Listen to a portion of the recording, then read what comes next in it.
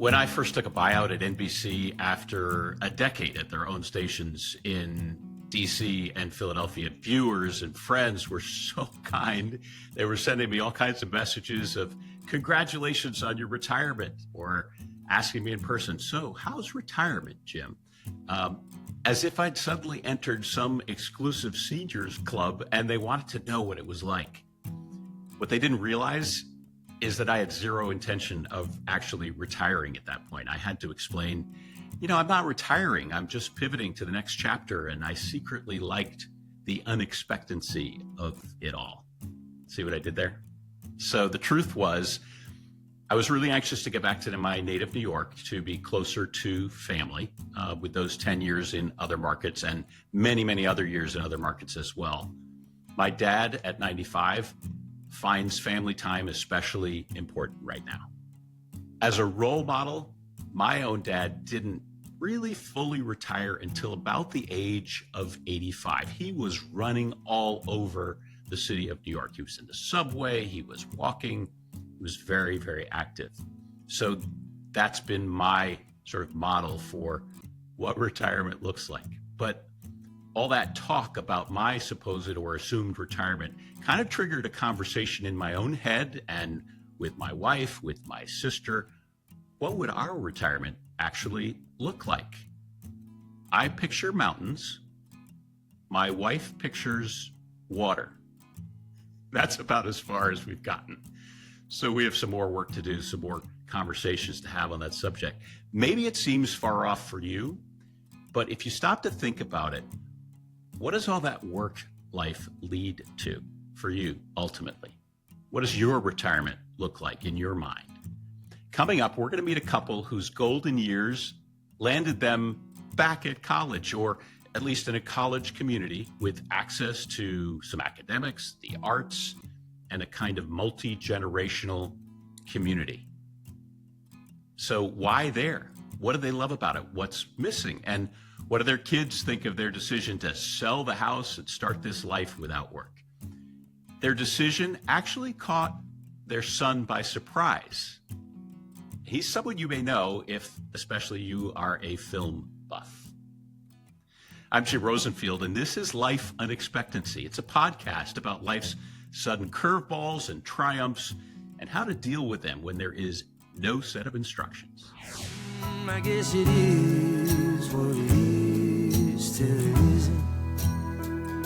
Yes, it is what it is. So when I was an anchor here in New York City at WCBS, I think it was the late 90s, I got a call one day from a guy who worked as a senior writer at Entertainment Weekly. He'd written more than 50 cover stories on actual celebrities, not local TV anchors, stories on George Clooney, Elton John, Angelina Jolie, Taylor Swift. His name is Dave Karger. He also knows all things Oscar. He's appeared on the Today Show dozens of times, helping viewers kind of handicap who might bring home their gold statue in any given year. He's also a host on Turner Classic Movies, and he's the author of a fantastic book, 50 Oscar Nights, Iconic Stars and Filmmakers on Their Career-Defining Wins. Dave and I also share something in common. We're both Duke graduates. However, Dave graduated cum laude. I did not, but we don't have to go into that. Dave Karger, welcome to Life Unexpectancy. Thank you so much. It's great to see you. So back to how we met, Dave. Why in the world were you calling me, the local anchor at WCBS? Did you think I had some celebrity scoop? Yeah, no, I'll embarrass you by telling you the story. I was a few years out of Duke. I was watching WCBS. I had the TV on all the time when I was at my office at EW. And I was like, I love this guy. He's good looking, smart, he's telegenic. Where did he come from? So I went and I did a search because I wanted to see what your background was. And it said that you were a Duke grad. I said, I can't believe it. He's another Dookie. And at that time, in addition to my main job at Entertainment Weekly, I was writing the occasional article for the Duke Alumni Magazine. So I got in touch with the editor of the magazine, who you know, Bob Blywise. And we already knew there was another New York-based news anchor Diana Williams at the local ABC station. So Bob and I came up with this idea, if you and Diana were into it, for me to write an article about the two of you. And that was in 1999. And I remember it was called Duking It Out in New York. And you and Diana did a photo shoot together where you had boxing gloves on and pretended to be these, tough rivals. But I remember spending the day with you in the CBS studio. And now in the years since, I've become friends with your fantastic wife, Dana, and your sons, and my partner, Terry, and it's led to this great friendship. So we both grew up, Dave, in the suburbs of New York City, too. You have an older brother, right? Your parents, Tom and Mary Jane, better known as MJ. And you told me they share a common passion for really helping other people, especially young people, right? Yeah, that's one thing I love about my parents. I mean, they're listening to me talk right now, but sorry, Mom and Dad. My parents are retired social workers, different kinds of social workers. As you'll learn, my dad was more on the executive side at a nonprofit. My mom was a public school social worker for decades up in Putnam County. And I've just always really respected this kind of shared value that they have of caring about people, people who are less fortunate, compassion for people. And I remember when I was young asking my parents or asking my mom, like, why do you think you guys are together, as a couple? And she said, it's our shared values. And I didn't know what that phrase meant at that time. But over the years now, I understand what that phrase means. So I feel very fortunate that I grew up the son of social workers, because I think it's imbued me with hopefully a sense of compassion to the extent that my parents have it as well. So you are, we should point out on the West Coast. I mean, you spent about half your year out in California, right? And your older brother is here on the East Coast? For the most part, I'm the child who's away. I'm the child who's 2,500 miles apart from my parents, whereas my brother, Mike, is much closer to my parents. So I do feel a little bit removed at times from the family, which was part of my concern as my parents were getting older. How was that going to work out? I'm glad you bring that up, because there comes that time when we begin that kind of role reversal, right? When we start to worry about our parents versus them worrying about us as they get perhaps closer to hitting retirement years. What is their future going to look like for them? So that started to creep into your concerns, your thoughts, a little bit of worry about your folks? A little bit. I mean, the good news is that, as you'll see, and my mom and dad, you've met them before, but as everyone here watching and listening will see, my parents are 80, but they're a very young 80 in many ways. They don't look 80. They don't act 80. They are very youthful in a lot of ways. So I think part of me has been in a little bit of denial about the fact that they're getting older, because they don't telegraph that really in most ways.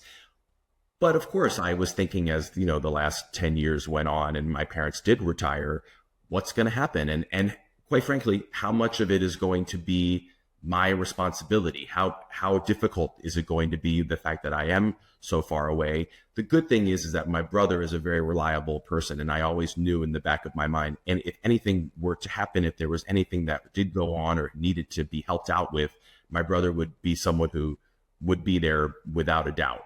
But of course, I did start thinking a little bit, I wonder what's going to happen. But this was the surprise of it from my point of view, was to see how proactive, not that I really should be surprised, my parents have been about figuring out what to do. Because you do hear stories of older people who don't want to move on, who don't want to leave the house that they're in, who are very scared to take that next step. So I'm very grateful that my parents have each other, and I'm grateful that they did do all of this research on their own. I remember talking to them a few years ago. I mean, I say a few years ago, this was probably 6 or 7 years ago.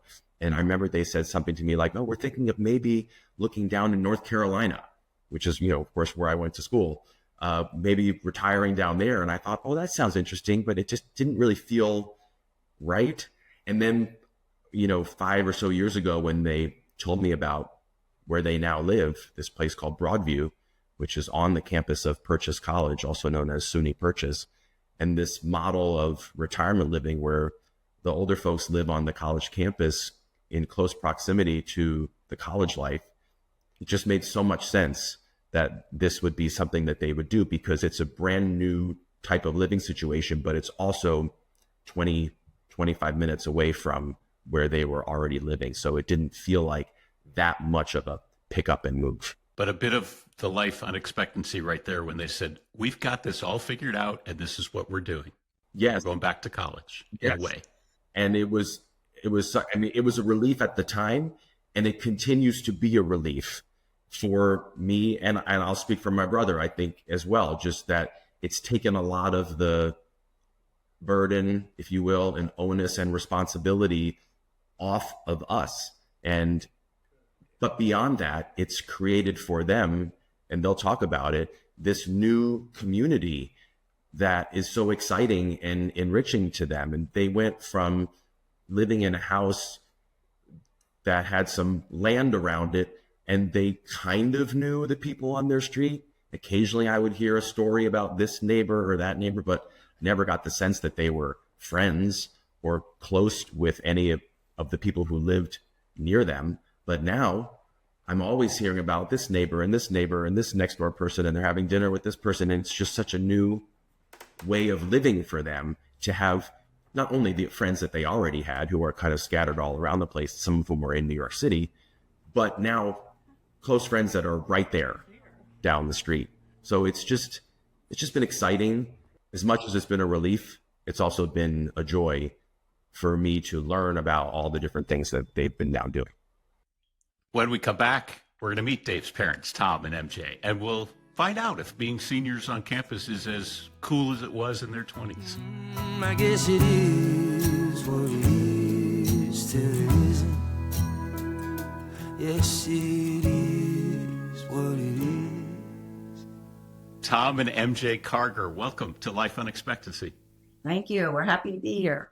Absolutely. You're joining us, of course, from your relatively new home adjacent to the campus of Purchase College at Broadview, it's called, right? Outside of New York City? Correct. Actually, the full name is Broadview Senior Living. And now, Dave gave away your ages. You're okay with that? That's fine. So as we've been researching this, Broadview is actually one of more than 80 such developments across the country. And this concept is reportedly one of the fastest growing segments in the senior living industry. You guys could have gone to Florida. Dave talked about mentioning North Carolina. You could have played golf somewhere, Arizona. Did you two talk about what retirement would look like well before you knew about this option? And what came up in that discussion? Well, because Dave and you are Duke fans, we love Duke basketball. And when we went down at Durham to look at that senior living, we got all excited because we met some people who, they go like, yeah, I'm what's the name? Iron Duke. Iron Duke. And we have extra tickets. I don't go to all the games. I'm saying to Tom, come on, let's stay. We got to stay here. We got to move here. This is great. I want to see it. I want to be on campus in the gym when the boys play. So that was a temptation, but we didn't like the format of it. I don't know. And I also, we're New Yorkers. It's still Southern down there. It just, I don't do the ladies' tea thing so well, probably. So no, we felt, it's probably not the right place. There was also a multi-year waiting list for that particular community. When we came here to Broadview, you are a renter. You do not own this place. And that became very appealing because anything that you like all the appliances, as long as you don't upgrade, if you're using their appliances and something goes wrong with it, they replace it. It's wonderful. We've always been homeowners. So this feels really luxurious to be a renter. So tell me what life is like there. In other words, the connection to Purchase College. Can you take classes? Do you audit them? I understand some of the mindset is making shorter duration classes available because many people don't want to take a full semester course. What's accessible to you there? Well, we just took modern art, a couple of semesters ago, and it was wonderful. Tom never took an art class in college. I have, so it was a little redundant for me, but not that much. So we went together, and now when we go to museums, he can appreciate, instead of saying, that's just a squiggle or something, he has a better appreciation of some of the art. So I think that's really cool. We're going to probably take some more courses, trying to think what we were. Well, we haven't seen the listing of available courses to audit for this coming fall. But I have to say, going to class with today's college student was quite an eye-opening experience. How so? Well, I mean, just the different kinds of behaviors of students getting there late, leaving class in the middle of class to text or make a phone call or something. It just didn't quite happen in my day. The class we were in, how many of us were there? From There Broadview? were only 5 or 6 of us Not from that many. Broadview and a couple of other quote unquote older adults, but then there were 35 to 40, 20-year-olds. And did you feel welcomed by them? Did you feel like you needed to sit sort of in the corner of the room, or you really felt like you were integrating into the course with them? Felt different because this university or school here has commuters, a lot of commuters, as well as people on campus that live here. So you have a mix. So they don't really know. It's not like a lot of chatter between them when they sit down too. But no, I got to talk to a few of the students and befriended them a little bit, in the classroom, not outside of the classroom. I mean, initially, the first couple of classes, we gravitated to the back of the classroom and then realized no one was sitting in front of the classroom. So the older folks started moving up and were sitting in the front row. Yeah. The students were just as happy to sit in the back.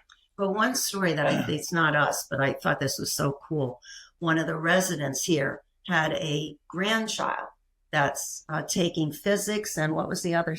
It was physics and calculus. Oh, calculus. So he decided he would not only just audit, but he actually took it for credit, and to compete with his grandchild. And I asked him at the end of the semester, well, how'd you do? I got 2 A's, he said. Oh, nice. It was also a bonding experience for them. For them, so yeah. They could study together. And Wow. Yeah. That's fantastic. It wasn't us, though. So when I left CBS, I did a fellowship on the Duke campus. I actually lived on campus for a semester. And I remember, walking through the quad and feeling like I was 20 again, that no time had passed, except you realize to the student body, you look like a professor, probably a very long tenured professor, not a frat bro anymore. And it really marked the passage of time for me in a way. Did you, or do you ever get that feeling of the passage of time being on a college campus like that? And is that awkward at all, or is it a good feeling? Well, I guess it's mixed. I think the students were the ones that had more trouble thinking about hanging out with us than we did hanging out with them. In fact, we had the first year we were here and this past year in the fall, students, there's a lot, it's a performing arts community here. So some of them want to be film directors or writers, whatever. So they've used our house because last year, somebody asked, I met a student because I'm very involved with LGBTQ kids around here. And this campus has a lot of queer children here, youth. So he came over and used our villa to film. And the word got out. And then this past year, a young lady came and asked if she could film here as well. So we've had people coming into our villa. They call them villas, freestanding place that we have. It's like 1,900 square feet, 2 bedrooms. I mean, it's perfect. So yeah, we've gotten to know some of the students that way. I think we scare some of the students when they see us, but they're not trying to blend us more, bringing more programmatic stuff over to us. And we have a nice large room, like a theater kind of thing. So, they bring students over to sing or some performances. So they're getting to know us. Can you eat in the dining hall, or Do we? is that, are residents allowed to do that? To have their meals on campus if they Oh, so choose? no, we have totally separate. We are adjacent to our community, and that's 46 villas and then a number 220 or something apartments, and attached to the apartments, because you could live in the apartments and never go outside in your life, because there's fitness room, there's a pool, aerobic kind of class, a weight room, all these great spaces that you can utilize. But there's also $700 per person food allotment, so that and they have a restaurant, at least 2 different venues of restaurants that you can go to for lunch and dinner if you like. You mentioned the meal charge. And I just wonder generally, I mean, we don't have to get into the nitty gritty of the numbers. You also mentioned you're actually renting your unit. How affordable is this? Because I know there's a wide range of obviously senior living kinds of situations, some that require you to basically kind of turn over your life savings. What's your take on how accessible this is to the general community, Tom and MJ? This is really considered a high-end community. On the other hand, because it's on New York State land, and the community, which is run by an organization called Life Care Services, which is based out of Des Moines, and they operate about 90-something similar facilities throughout the country, not all, of course, on college campuses. But because we're on state land, 20% of the units had to fit into what's considered the affordable category, so that people had to have meet a income requirement.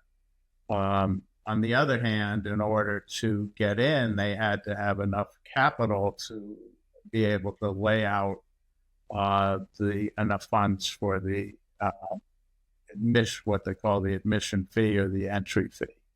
The good thing about the entry fee is that 90% of what we have put down as our entry fee will be returned to us when we leave, or if we're here until our death, it will go to our heirs, our sons and our granddaughter.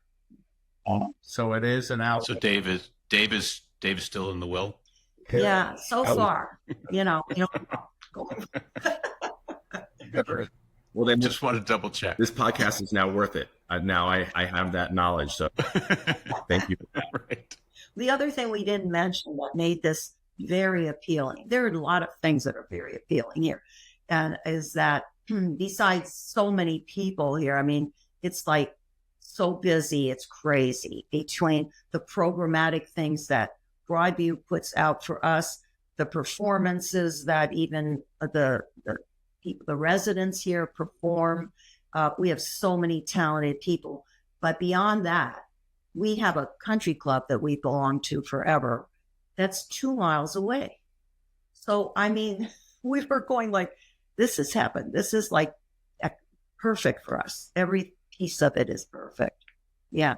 And really nice people. When you hear, Dave, when you hear your mom saying, this is heaven, how do you feel about that? Well, it's back to what I said before. I mean, I look at it selfishly because, as I said, it takes a lot of the worry and responsibility off of my shoulders. Not that I ever was that worried, because my parents are so on it and with it and responsible, but it's this added joy of everything that this new situation has brought to their lives that they didn't have. I mean, I hear my mom telling me about these workout classes that she's doing, like chair workouts. And I remember as a kid, Mom, you were always jogging and playing tennis, and now to see you back wanting to strengthen your core and all of this, it's so fun for me to hear about all of these different things that you're doing, and the fact that you're in this new neighborhood and meeting new people, but also, as you mentioned, so close to this existing social group that you have at this country club that you've belonged to for so long. It really does seem like the perfect scenario for the two of you at this point. And the best part was we won the family scramble golf tournament, the other day. And I was hitting like 3-wood and my driver like I never did before. I swear it's because of the exercise classes here. MJ, are you getting ripped? Is that what you're telling us? Yeah, I am. So I get carried away. Show us your guns. Yeah. I have to work on them a little more. Oh. But So, I mean, this is an issue. Go ahead. yeah, I was mentioned just that the people here are the other residents are truly amazing and incredible. Just their own life experiences and careers. There's 37 retired physicians here, among the population. So that's a lot of free medical advice, and lots of attorneys, retired professors, a number of retired social workers. So it's a very vital group of people who we mentioned share their talents and their expertise. Yesterday, we went to a lecture that one of the residents did, and it's going to be a 10-part series on Gilbert and Sullivan. And he's going through, I guess he wrote 10 operas, and he's going to go through 8 of them. There are a couple he said he didn't like, so he wasn't going to talk about them.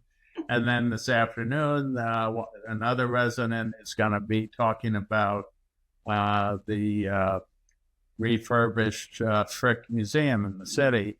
She's doing a 2-part lecture today and Friday, and that's just an example of opportunities that are afforded to us. So, as Mary Jane said, we could be busy every minute of the day between the exercise classes and the lectures, and we have a docent at the Museum of Natural History who takes groups in every Friday, either to the museum or to the Hayden Planetarium on a bus that Broadview provides.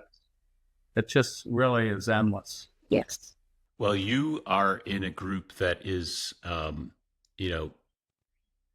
only growing. You're boomers, right? Yes. No, we Barely.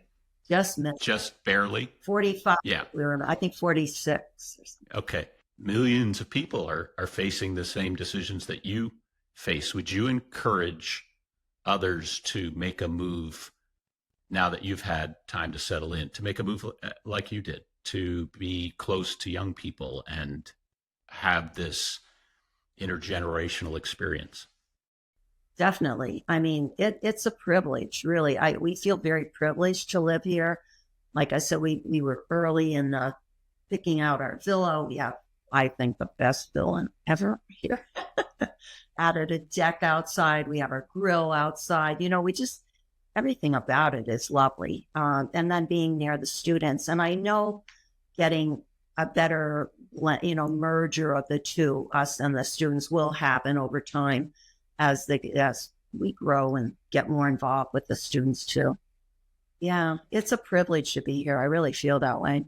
The other thing that we didn't mention is that this community also affords different levels of care. So there is an assisted living unit that's also, it's actually attached to the clubhouse, about 36 beds, and there's also a memory care unit, about 32 beds. So, if those services are needed down the line, we would certainly have priority for moving into them if we needed them. Gives you peace of mind, and I know your kids peace of mind to know you'd be right where you need to be. Yep. Sure. Well, I can't thank you enough for sharing with us what initially apparently took your son a little bit by surprise that you had this all figured out. And we loved hearing about your experience and wish you continued good health. And I want you to ace your next course that you take. Thank you. And show us the transcript. Thank you. We look forward to it. Dave, do you have any advice for your folks about doing their homework? You know what? Showing up is 3/4 of the battle. Yeah. Thank you. And they're doing that. And Dave, I know we're going to let you go because I know you're working on a new project, which you can't talk about yet, but something to follow on this project, which is a fantastic book that actually shares with actors, directors, what they felt was their sort of most significant Oscar moment, right? That's right. The book 50 Oscar Nights has new interviews with 50 Oscar winners that I did, from Jane Fonda, Sally Field, Elton John, John Legend, Jennifer Hudson, Julia Roberts. And they tell me the story of the day that they won their Oscar, from the moment they woke up to the moment they went to bed. What do they remember about that day? Where do they keep their Oscar now? What does it mean to them? I've got my own right here. But yes. Well, you should. Book number 2 is on the way, and I look forward to telling you all about it. Karger family, thank you so much. We really appreciate you joining Life to Unexpectancy. I just want to mention that we failed to mention that we begged and cajoled Dave to do a presentation to the residents here in September, potential Oscar films that will be released late in the summer. Is he charging you an exorbitant fee for that? He tried. And then we reminded him how much we spent on his life, get him through college. Right? So he reneged. That's true. That Duke education will get you. It will. All right. All the best, Dave, with your next project. And Tom and MJ, have a great day. Thanks for joining us. Absolutely. Thanks for having us. Thank you.